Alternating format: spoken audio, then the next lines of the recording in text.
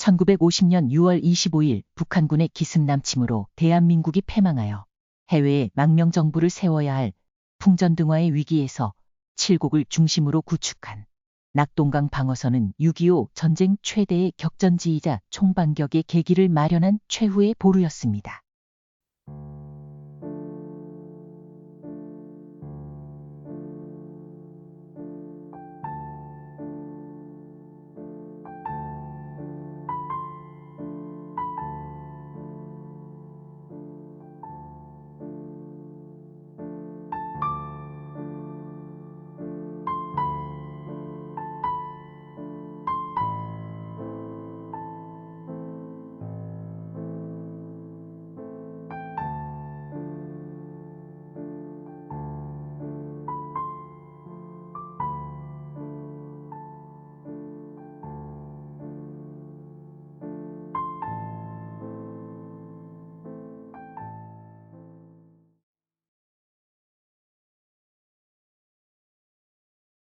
기념관 마당에는 이승만 트루먼 대통령 동상이 우뚝 서 있습니다. 6.25 전쟁 발발한 직후에는 미군의 즉각적인 개입을 통해 한반도 공산화를 저지하고 이후 미국과 치열한 외교전을 벌여 1953년 10월 1일 한미상호 방호조약 체결을 이끌어낸 이승만 대통령과 6.25 전쟁 발발 소식을 듣고 단 10초 만에 미군 참전을 결정한 트루먼 대통령 동상을 세웠습니다. 두 동상 사이에 있는 비문에는 다음과 같이 새겨져 있습니다. 우리는 바로 여기에서 자유세계를 지켜냈다. 자유는 공짜가 아니라 싸워서 가지는 것이다. 그들은 한국인과 미국인으로 살았지만 세계 시민으로서 각자의 생명을 바쳤다. 우리는 여기서 다 함께 흘린 피로 세계의 자유를 지켜낸 이승만 대통령과 트루먼 대통령에게 경의를 표한다.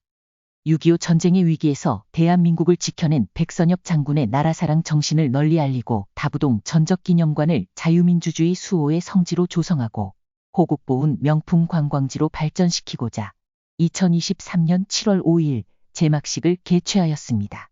백선엽 장군 동상 앞에 있는 비석에는 대한민국 최초의 사성 장군이라고 새겨져 있고 조국이 없으면 우리도 없다. 더 이상 물러설 곳이 없다. 내가 앞장서서 싸울 테니 내가 물러서면 나를 쏴라라는 백선엽 장군의 어록을 보니 많은 군인들에게 용기를 심어주었음을 알 수 있습니다.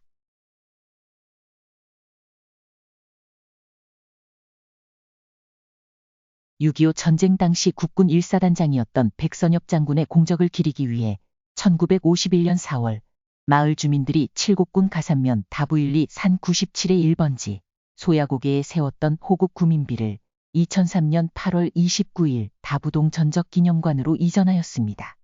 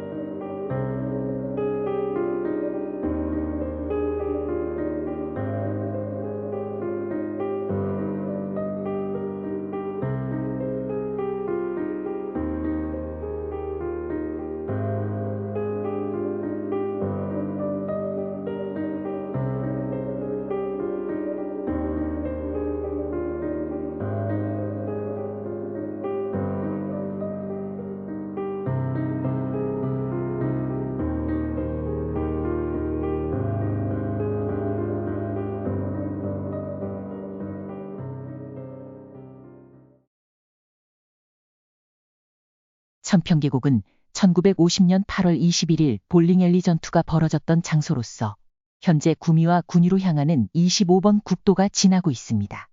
옥외산으로 불리는 466고지는 북한군의 대구 진출을 저지할 수 있는 최후의 보루였답니다.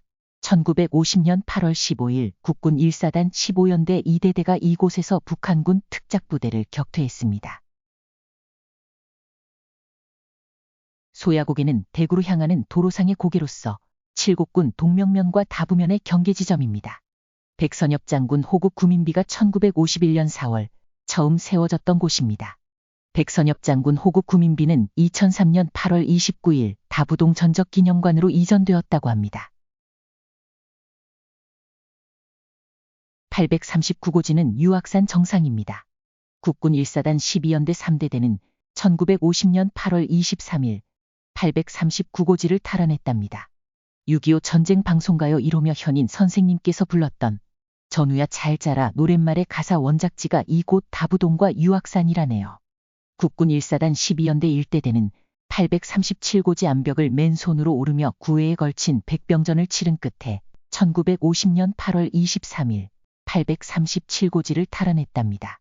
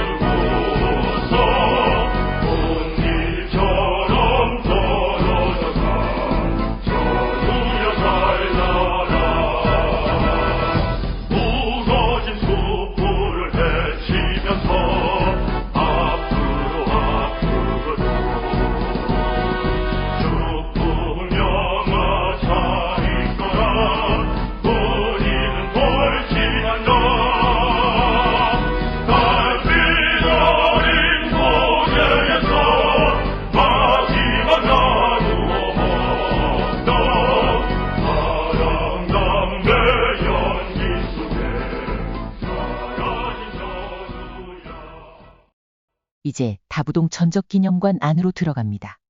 다부동 전적기념관 내부의 일부 모습입니다.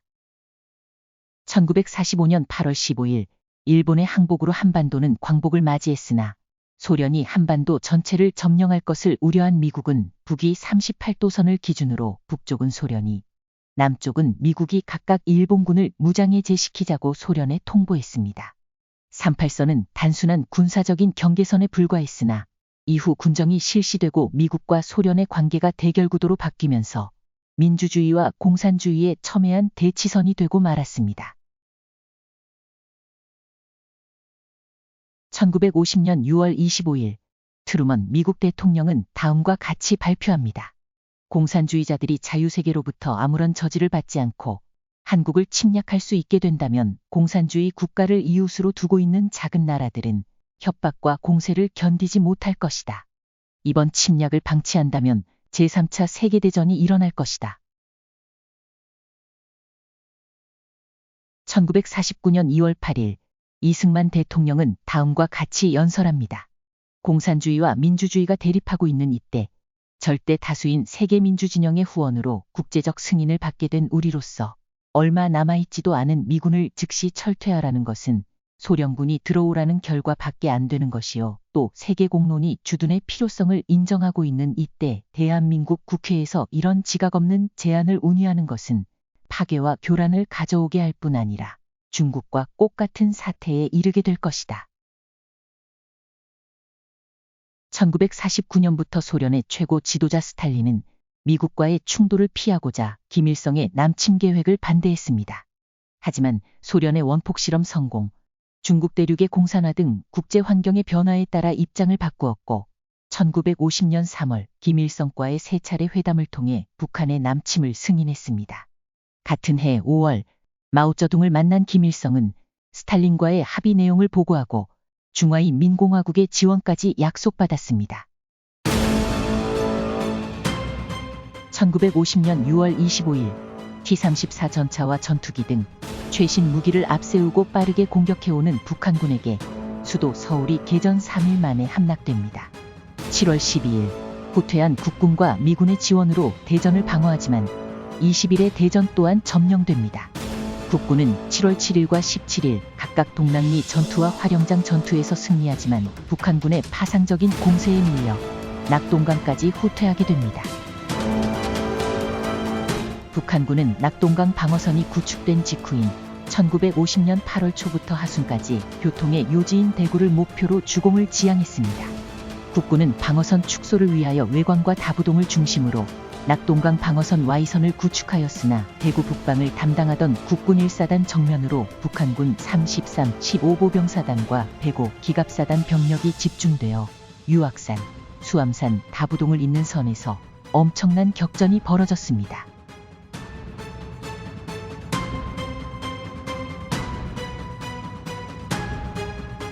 당시 외관철교 폭파는 미군 제1기병사단에서 맡고 있었습니다. 사단장이었던 깨이 소장은 쉽게 폭파 명령을 내릴 수 없었습니다. 자신의 판단에 따라 수많은 목숨이 달려 있었기 때문이었습니다. 그렇다고 마냥 철교 폭파를 지체할 수 없는 노릇이었죠. 낙동강을 건너오는 적의 남하를 막기 위해서는 철교를 반드시 폭파해야 했습니다. 더 지체할 수는 없었지요. 결국 그날 오후 8시 30분 지프차 옆을 서성이던 깨이 소장은 자신의 인생에서 가장 힘든 결정을 내립니다. 다리에는 수많은 피란민이 있었기 때문에 폭파 명령은 어려운 결단이었습니다. 폭음이 일자 수많은 피란민이 다리와 함께 사라져버렸습니다. 외관 철교 폭파 후 미군은 강변의 진지를 구축하고 북한군의 전차 도하를 잠시 저지할 수 있었습니다.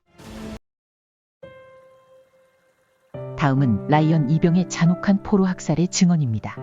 나를 포함한 4명은 총상을 입고 전우의 시체 밑에 깔려 있다. 뒤에 미군들에게 발견돼 겨우 목숨을 건졌다. 그때 입은 총상으로 고통에 시달리고 있지만 이 대한민국 자유수호의 보탬이 됐다는 사실에 이제 편히 눈을 감을 수 있다. 국군과 유엔군은 시산열하의 참혹한 전장에서 1950년 8월 1일부터 9월 24일까지 55일간의 대열전 끝에 승리를 쟁취하였고 대한민국과 자유민주주의를 수호했습니다. 다부동 전투 작전 지역은 대구 북방 22km에 위치한 다부동입니다. 대구와 최단거리로 다부동 방어선 붕괴 시 대구 사수가 불가합니다. 주요 고지로는 328고지, 수암산 518고지, 유악산 839고지입니다. 1950년 다부동 전투 당시인 8월은 30여 년 만의 가뭄과 37도의 무더운 날씨 관계로 비전투 손실이 있었고 기후에 적응되지 않은 미군에게 큰 타격을 주었답니다. 칠곡군 가산면과 석저급 사이에 위치한 유악산은 해발 800m 이상의 능선이 동서로 4km가량 뻗어있는 험준한 고지로서 해발 700m 지점에서 정상까지 암벽이 병풍처럼 펼쳐져 있어 맨몸으로 오르기에도 힘든 곳입니다. 이곳을 점령할 경우 대구로 향하는 다부동 일대의 도로를 감지할 수 있었기 때문에 유악산은 대구 방어의 관문이자 요충지였습니다. 유악산 전투에서 아군 2,300명 전사하였고 적군 5,690명이 사살되었다고 합니다. 유악산뿐만 아니라 328고지, 837고지, 674고지, 가산산성 등 인근에서 50여일간 사활을 건 전투가 벌어져 피하간 4만여 명에 이르는 전사자를 냈다고 합니다. 칠곡군 석저급 포남리에 위치한 328고지는 외관 북쪽 5km 지점의 바위산으로서 방어하기에는 불리하였지만 낙동강을 한눈에 내려다 볼 수 있는 고지였습니다. 그래서 이곳을 점령할 경우 외관으로 진출하기 쉬웠기 때문에 유악산과 마찬가지로 전략적 요충지 가운데 하나였습니다.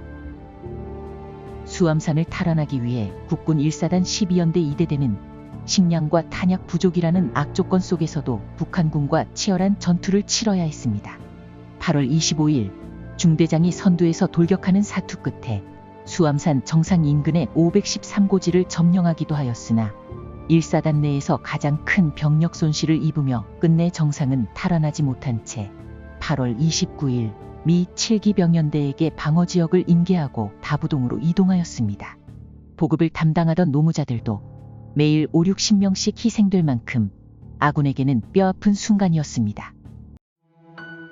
1950년 8월 18일부터 8월 27일까지 칠곡군 동명면과 가산면에서 벌어진 전투를 가산산성 전투라고 합니다. 8월 18일 가산산성에 침투한 북한군 게릴라 부대가 동명에 주둔한 국군 1사단 제11연대 본부와 미군 포병부대를 습격해왔습니다. 가산산성 일대의 북한군을 향해 공격한 부대는 국군 1사단에 배속된 8사단 10연대였습니다. 아군 포병이 집중 포격을 가한 후 일개 대대병력이 성벽을 넘어 돌격하여 치열한 전투 끝에 기선을 제압하였습니다. 8월 27일 미군과 국군이 북한군을 물리치고 가산산성을 탈환하면서 전투는 끝나게 되었습니다. 북한군 육격대가 금호강변까지 침투하여 발사한 박격포탄이 대구역에 떨어져 여권과 민간인 여러 명이 사상되는 피해가 발생하였습니다.